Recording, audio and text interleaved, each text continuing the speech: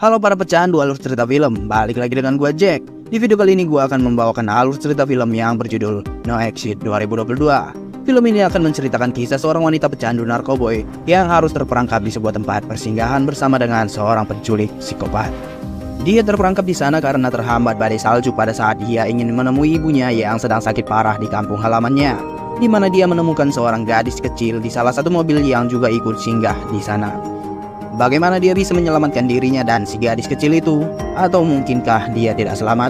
Oke, tanpa berlama-lama lagi, kita masuk ke dalam pembahasannya. Ini dia No Exit 2022.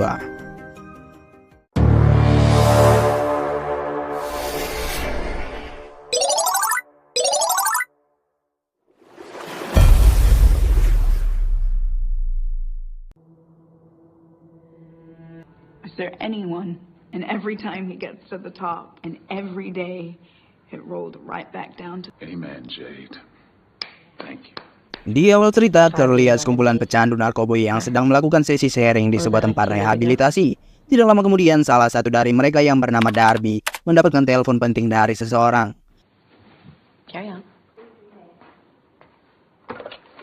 Yang mana orang tersebut menelponnya mengabarkan bahwa ibunya masuk rumah sakit dan menderita aneurism otak dan mengalami banyak pendarahan di otaknya.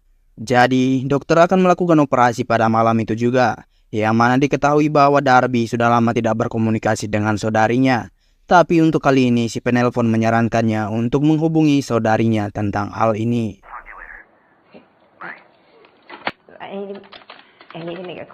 Setelah mendapatkan nomor telepon saudarinya, dia ingin langsung menghubungi saudarinya itu.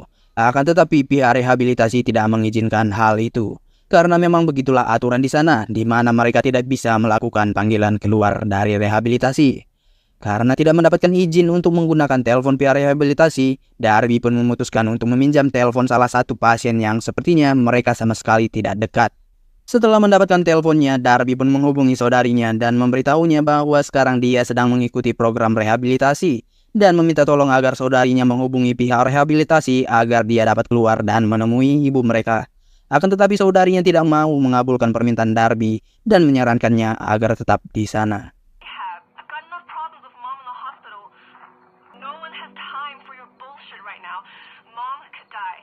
Debbie.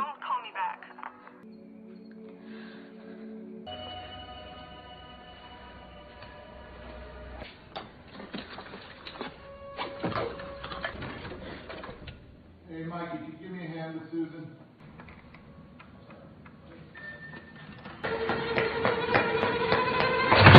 Mengetahui kemungkinan ibunya dapat tidak selamat, Darby pun memutuskan untuk kabur dari tempat itu dengan membobol salah satu mobil di sana.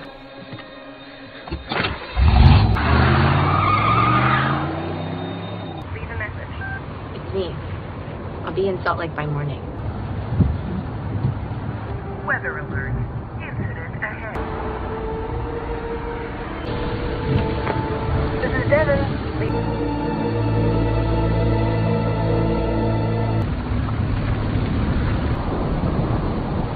Di pertengahan jalan, Darby pun mendapatkan pesan dari ibunya bahwa ibunya juga tidak mengharapkan kedatangan Darby. Hal itu pun membuat perasaan Darby menjadi campur aduk dengan narkoboy di tangannya yang seakan-akan dia berpikir, aku sudah berusaha untuk sembuh dan meninggalkan ini semua, tetapi mengapa kalian masih tetap saja tidak bisa menerimaku? Setelah mendapatkan pernyataan itu dari ibunya, Darby pun memutuskan untuk istirahat sejenak di sana, di tengah lebatnya hujan salju.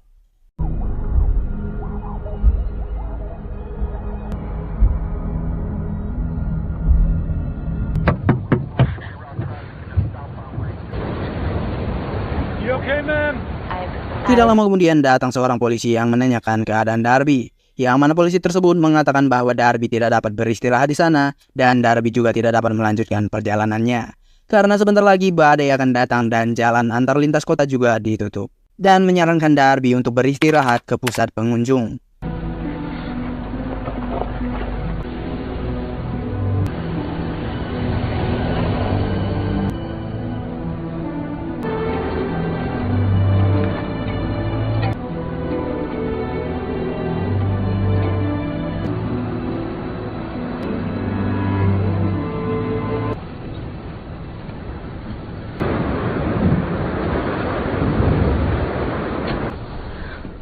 Shut the door, hon. You're letting in the cold. Bathroom? Back around the map.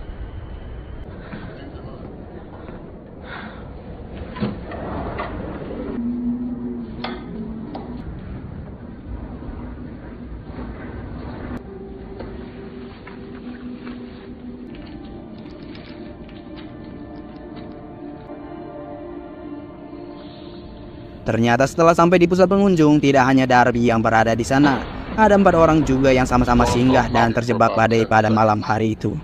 Ternyata karena badai pada malam hari itu menyebabkan sinyal terganggu, sehingga sulit untuk mengirim pesan atau berteleponan.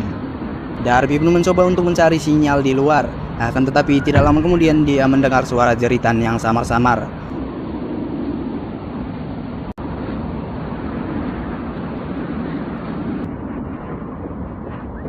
Setelah Darby mengecek sebuah mobil, ternyata benar adanya ada seorang gadis yang disekap di sana.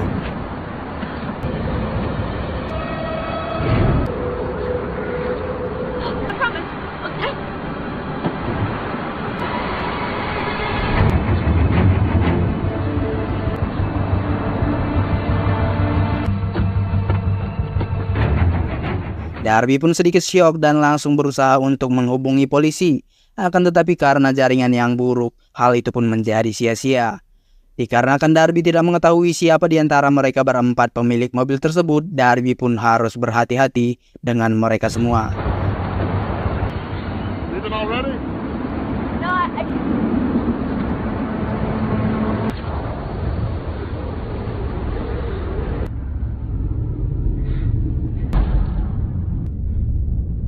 Hey, are you okay? Come on over here and sit down. So what's your name? Darby. Setelah Darby kembali ke tempat itu, mereka pun masing-masing memperkenalkan diri.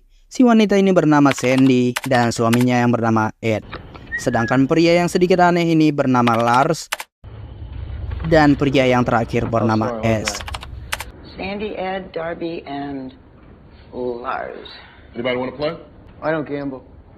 Smart. I'm not too good at poker.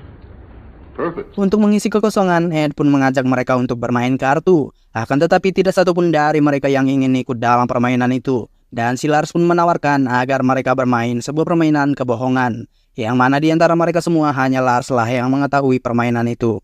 Dan dia pun menjelaskan rules-nya. Setelah itu, mereka pun memulai permainannya. Try anything once. Really? Yeah, come on.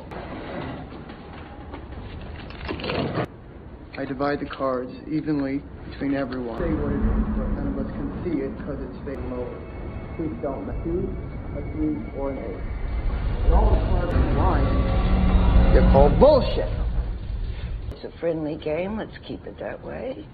Left of the dealer goes first. So you're a big poker guy, huh? 4, guilty.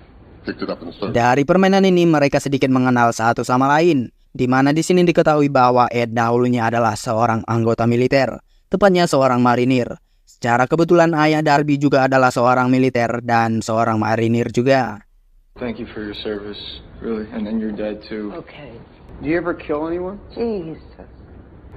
I lost count. Just kidding. Ace. And you, Darby? What's in Salt Lake? My mom's in the hospital. You gonna play or what? 2 9. Damn. Bullshit. Beat. Oh, hey, buddy. Singkat cerita, di akhir permainan Lars kalah dalam permainan yang ia buat sendiri. Hal itu pun membuatnya sedikit tantrum karena tidak terima jika dia kalah dalam permainannya. Don't make fun of me. No one's laughing. Sorry. Sorry. You need a hand with that? No.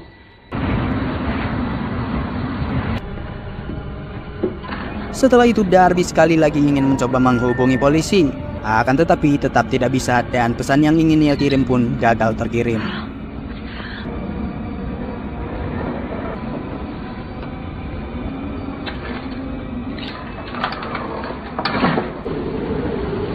Melihat ada celah di belakang toilet, Darby pun memutuskan mengendap-endap untuk menyelamatkan gadis tersebut. Setelah ia dapat membobol mobil itu dan yang terjadi adalah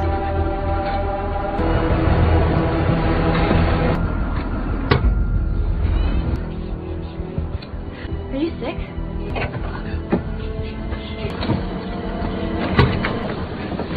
that deed, huh? I'll put a bullet in your fucking brain, Sonny. How about that, huh? Oh, sorry, Jay. You're lucky you're out here, Jay. That place is full of liars and cheats. Where's he going? Or Loserville. It's gonna be a long night. Oh, what the hell? Don't touch the cardboard, okay? Hey. I know it's the scary part, but you're gonna be alright. Just gotta hang in there, Jay. Alright? It'll get much better when we get to Uncle Kenny's. Oh, shit. I was gonna bring a snack. TRB. Ternyata pemilik mobil tersebut adalah Lars dan gadis yang ia culik bernama Jay.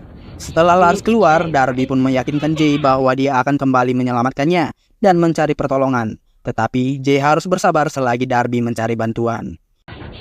I'll come back. I promise I will. I promise.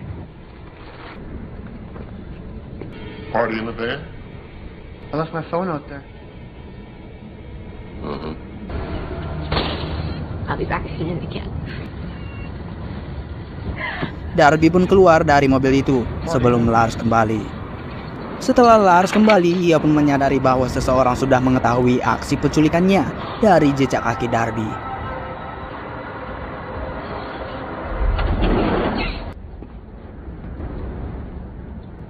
Hello? Yeah, you okay? I want to talk to you about your mom.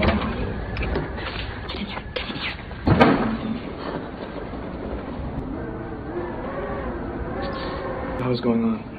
He has a little girl tied up in his van. Darby pun dengan terpaksa melakukan hal itu agar Lars tidak mencurigainya. Dan Darby menceritakan semua yang ia lihat kepada S, dan Darby meminta bantuannya. We need to call the cops. I tried no service. She's sick or something. She could die out there. S pun menyarankan Darby untuk keluar menuju mobil tersebut. Karena Lars mencurigainya, maka Lars akan mengikutinya. Dan S akan memberitahu Ed apa yang terjadi. Walaupun hal tersebut sangat berisiko karena Lars mempunyai pistol. He has a gun. Maybe Ed has a gun. He's a Marine. You're not going to be out there by What if yourself. Ed doesn't have a gun? Mengetahui hal itu, S pun mencari senjata yang dapat digunakan untuk melawan Lars. Okay.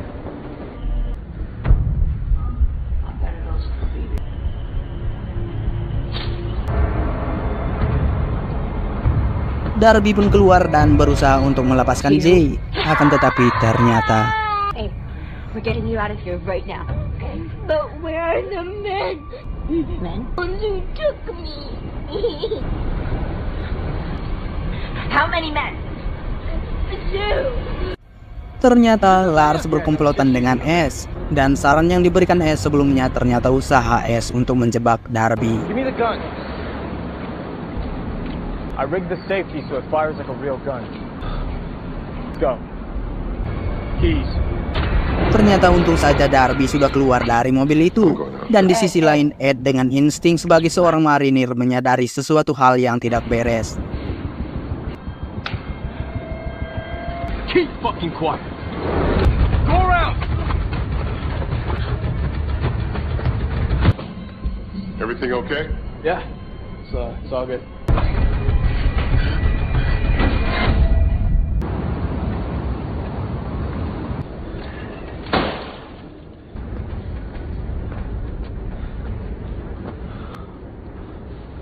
I don't like that guy. You don't know that guy. I've known plenty of that guy. Give me your phone.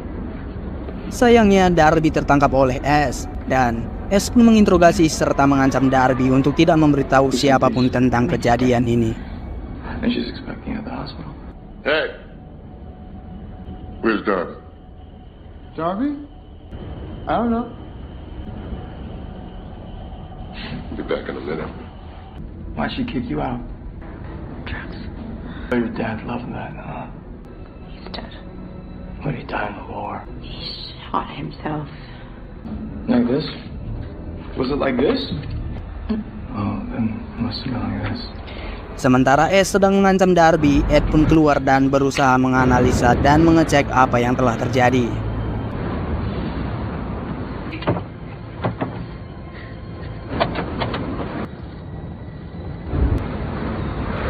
So here's what's gonna happen. We're gonna walk up. Think I could talk to Darby for a moment, please? Sure. Fuck this up. I'll kill everyone. You know, if there's anything else that you Do you know anything about brain aneurysms? Is she gonna die? If she's in the hospital, she's in the best place she can be, right?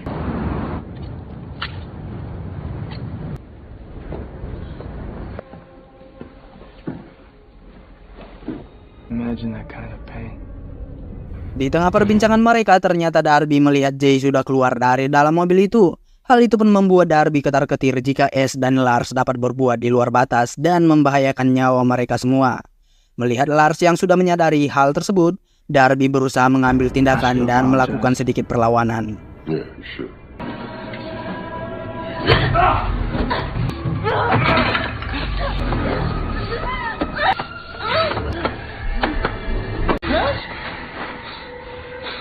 What are you doing? Where's the girl? She went up a hiking trail. Untung saja Lars datang tepat waktu dan menggagalkan niat Ace untuk membunuh Darby. Karena Jay yang sudah percaya kepada sosok Darby, maka Ace membawa Darby untuk mencari Jay di jalur pendakian itu. Dari perbincangan mereka, ternyata aksi penculikan ini mereka lakukan atas perintah dari ayah asuh mereka, yang mereka sebut sebagai Paman Kenny. Yang mana Paman Kenny adalah seseorang yang merawat mereka dari kecil. Call out for her. Do it. Jay! Setelah melihat ada kesempatan untuk kabur, maka yang dilakukan Darby adalah That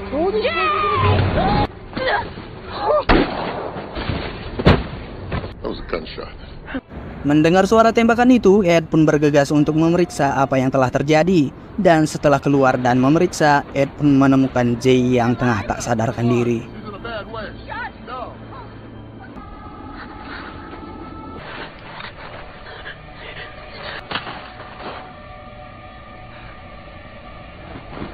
Di sisi lain, Darby berusaha mengelabui Ace dan Lars, dan ternyata usahanya berhasil, yang membuat Darby mempunyai kesempatan untuk kabur. Darby pun memutuskan untuk kembali ke tempat itu, dan merasa lega setelah mengetahui Jay telah berada di sana. Dan Darby pun menceritakan semua yang telah terjadi kepada Ed dan Cindy. She beat us back. I can see that. Hey! Give us the girl, and no one gets hurt. Don't make me come in there and get her. You walk through that door, I will shoot you dead. Ed pun berusaha mengancam menembak mereka walau tidak mempunyai senjata. Akan tetapi hal itu bertujuan untuk menggertak mereka. Shit on that. Okay. Come on in. We gotta get her out of there. No shit, Lars. You probably need your medication. Mendengar pernyataan Lars bahwa Jay membutuhkan obat, Ace pun mendapatkan ide yang cemerlang, di mana Ace mengungkapkan bahwa Jay tengah sakit dan obatnya ada pada mereka, dan meyakinkan Cindy sebagai perawat di mana jika mereka tetap mempertahankan Jay, maka nyawa Jay dalam bahaya jika tidak diobati sesegera mungkin. Dan Ace pun menawarkan kesepakatan jika mereka menyerahkan Jay, maka mereka akan pergi dari tempat itu tanpa ada yang terluka. I say we do it. No. Maka dari itu terjadi perdebatan di antara Darby, Ed, dan Cindy dalam mengambil keputusan ini. Dan ternyata kunci mobil Ace dan Lars berada di tangan Darby. Mengetahui hal itu, Ed pun membuat kesepakatan baru, yaitu dengan menukar obat yang mereka miliki dengan kunci mobil mereka, maka Lars dan Ace dapat pergi dari tempat itu. Mendengar itu, Ace pun membuat rencana baru, yaitu dengan mengancam akan membakar tempat itu. Huh? Medicine for the keys. No, they have a gas can. They can't kill us if they can't leave, right? Hide the keys. Di sisi lain, Cindy terus membujuk Ed agar menuruti perintah mereka. Akan tetapi, Ed terus meyakinkan Cindy bahwa mereka bisa melewati ini semua. You're stupid, Ash, but you're not that stupid. Stupid is getting yourself killed for a stranger. I'm a Marine, you idiot. It's what we do. Terlihat Cindy sangat ketakutan, dan setelah Jay tersadar ternyata Brandon, Good. wait. I forgot. Since when you been carrying mace? Run! They won't do it. And I don't want to die here. Nobody is dying. What are you doing? He's crazy. He's got Is this Lowry? Now she's gonna do the dance. Ready? No, honey, Like this. Everybody go, woo! That is so tragic. Oh my gosh, you guys. That is... Ternyata Sandy dahulu pernah bekerja sebagai tukang bebersih di rumah Jay, dan Jay memperlakukan Sandy dengan sangat tidak baik. Karena perlakuan Jay seperti itu, pada saat Jay diculik, Sandy memutuskan untuk tutup mata dan telinganya dengan apa yang telah terjadi pada saat itu. Mengingat semua itu, maka yang dilakukan Sandy adalah He doesn't have a gun! What the fuck did you just do?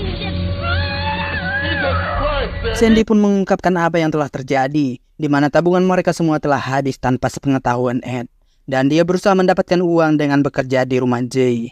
Mendengar itu semua, sangat terlihat raut wajah kecewa terpancar di wajah Ed. why didn't you say something? I had a plan.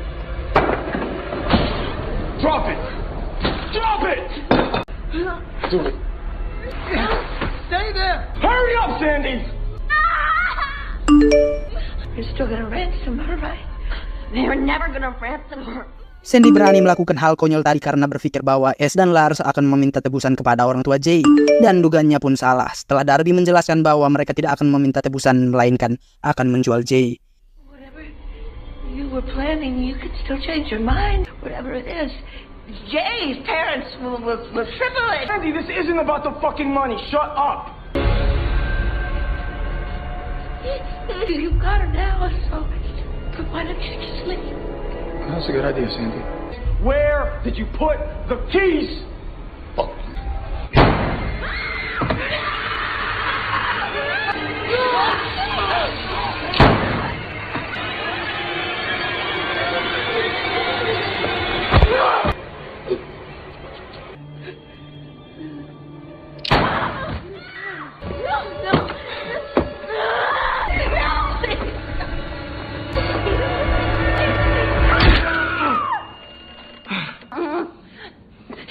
Let me see.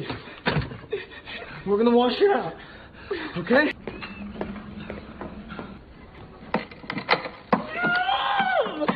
Setelah Ash dan Lars ke toilet, Darby berusaha untuk melepaskan diri dan meminta bantuan Jay. Akan tetapi sebelum bisa meloloskan diri, mereka pun terlihat sudah kembali. Jay. I need your help. I need your help.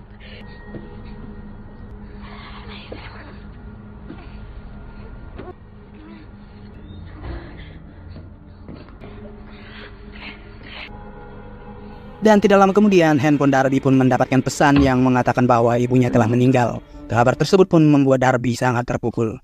Ibarat jatuh terus tertimpa pom bensin, di mana Darby tidak bisa bertemu dengan ibunya untuk yang terakhir kalinya, dan malahan Darby berada di dalam posisi yang sangat sial seperti ini.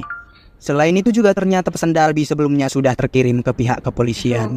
So the cops went through. Where are the keys? No! Please!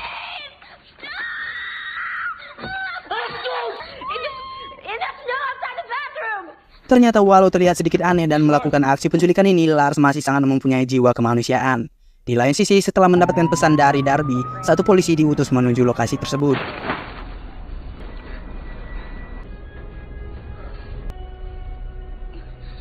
Selagi Ash yang sedang mencari kunci itu mengetahui Lars yang tidak akan tega menembak Jay, maka Darby membuat rencana agar Jay dapat mematikan lampu dan Darby dapat mencabut paku yang tertancap di lengannya itu.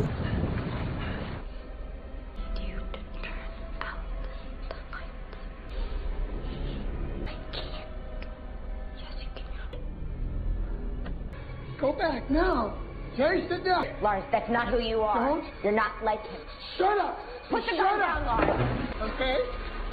I have a gun. He told you. Come back. I need the gun. Wait, no.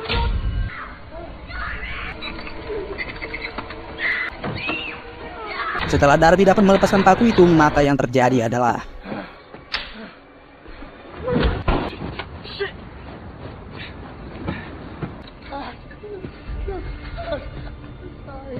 Drop it off, fucking kill him. He's not gonna do it. It's okay. Drop it.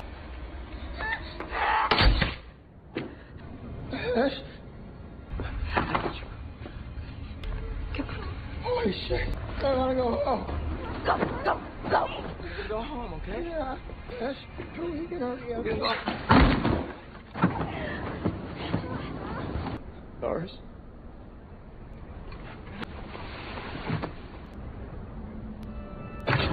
Darby pun mencoba kabur dari tempat itu. Akan tetapi dengan segala kemarahan yang Ace miliki, dia pun menembaki mobil Darby secara bertubi-tubi, sehingga hal tersebut pun membuat Darby menabrak sebuah tiang yang menghentikan laju kendaraannya.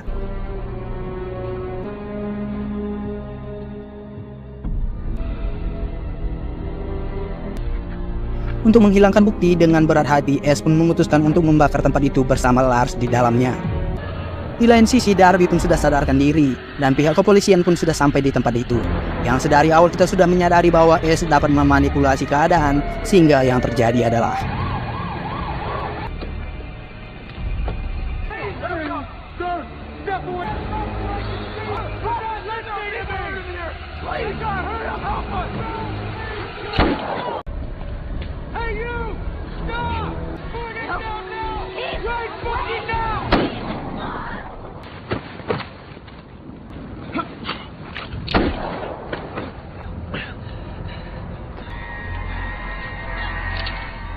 aduh, sungguh sial nasib Pak Polisi. Udah tahu kasus penculikan, tapi yang turun tangan satu orang polisi doang. Dan B to the go alias bego.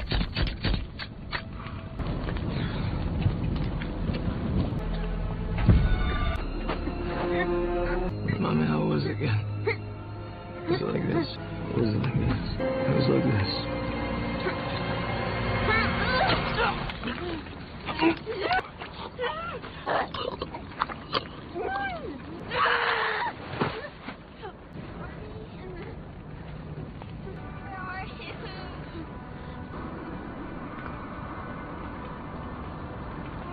Akhirnya Darby pun dapat melumpuhkan Ace, dan dengan merangkak Darby menuju ke arah mobil polisi tersebut untuk meminta bantuan melalui radio milik si polisi.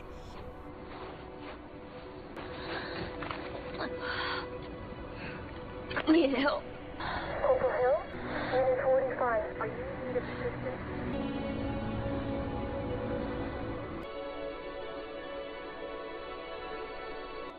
Akhirnya Darby pun bisa selamat dan dapat lebih berdamai dengan situasi di tempat rehabilitasi itu. Terlihat di kamarnya juga terdapat sebuah lukisan anak kecil yang menandakan bahwa itu adalah ucapan terima kasih dari Jay. You've got a visitor.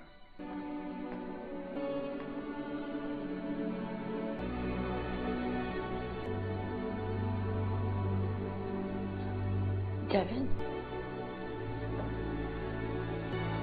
Ya, semoga saja tabiat Jay dapat berubah menjadi sosok gadis yang lebih baik lagi dan tidak kurang ajar kepada orang lain, apalagi ke orang yang lebih tua darinya. Oke guys, sudah berakhir pembahasan film kali ini. Menurut kalian apakah sepadan mempertaruhkan 3 nyawa orang yang tidak bersalah demi menyelamatkan seorang gadis yang tidak punya sopan santun seperti Jay? Ya, boleh berdebat di kolom komentar. Oke guys, sekian video kali ini. Gua ingin berterima kasih kepada teman-teman yang sudah mendukung gua. Bagi yang belum, bolehlah di subscribe dan nyalain loncengnya. Dan kalau suka dengan pembahasan kali ini, bolehlah dikasih apresiasinya dengan klik like-nya juga. Oke, sekian. Gua akhiri video kali ini. Thank you and see you.